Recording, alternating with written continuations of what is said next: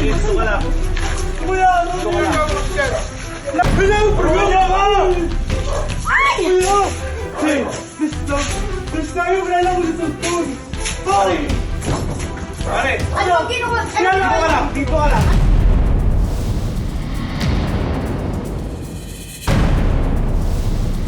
Lakas ng lalaki, hawak-hawak ko yung damit niya. Kuya!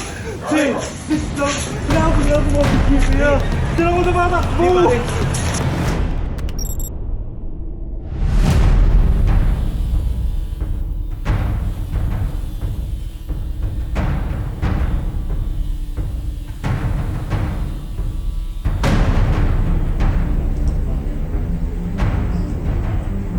Kuya ka! Nagulat siya, may taong nakadapa tapos nakatingin sa kanya. Yun na yung lalaki na nakita. So sumigaw siya, ate may magnanakaw. Sabi niyang ganun. Kasi syempre normal reaction ng tao na anong ginagawa mo dun sa ilalim ng sasakyan namin? Bakit nandiyan ka? Hawak ko siya sa damit, hawak ko yung cellphone ko. Basta pinahawak ko lang kasi delikado yan. Lakas ng lalaki, hawak-hawak ko yung damit niya. Kuya! Hey, this tayo, wala lang ulit ang phone. Pare! Pare! Ano ang ginawa?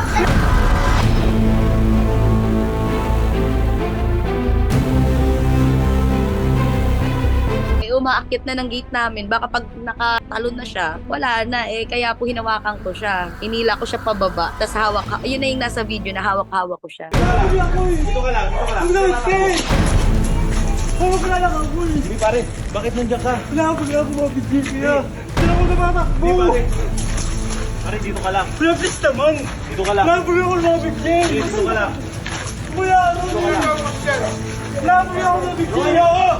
Mabigyan. Nanakaw! Lakas ng lalaki, hawak-hawak ko yung damit niya. Pilit siya ng pilit na kumawala sa akin. Wala ako mabigyan. Kuya ko! Mabigyan. Nanakaw! Kuya! Huwag mo akong gagananin. Huwag mo akong gagananin.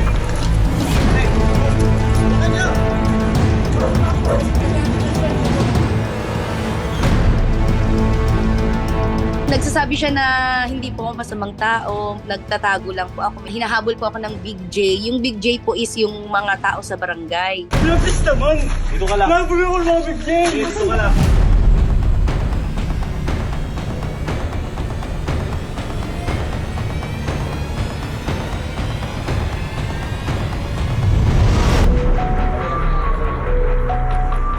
Ano yung ginawa ko?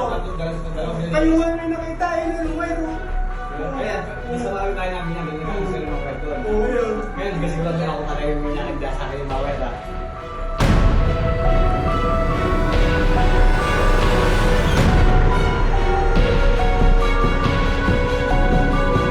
Yung lalaking po yan, number 1 na magnanakaw po rito yan. Talagang pati kuryente, ninanakaw po yan. Marami na pong complaint dito. Yung tumakbo po siya, nadala na po namin dito sa output. Biglang tumakbo po dahil nagdatingan na po yung mga complainant niya.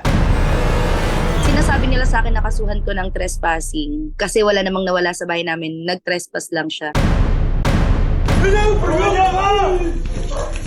Kinausap ako ng nanay na huwag na daw ako mag-file ng case. And hindi naman po ako nag-file ng case kasi hindi naman po ako nasaktan. And wala naman din pong nawala sa amin. Kinausap ko din yung lalaki na pagbibigyan kita ngayon pero siguro kung uulitin mo pa yung gagawin mo, makakatagpo ka ng mas mabigat kesa sa amin.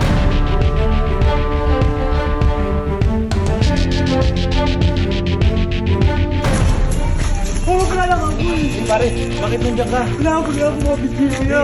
Under revised penal code, ang trespassing or trespass to dwelling is under revised penal code article 280. Ito ay nangyayari kapag ang isang tao ay pumasok, ang pribadong tao ay pumasok sa isang bahay na walang pahintulot ng may-ari sa kanyang establishmento. Ang maaaring maging parusa dito ay aresto mayor o pagkakakulong ng 1 buwan at 1 araw hanggang 6 na buwan.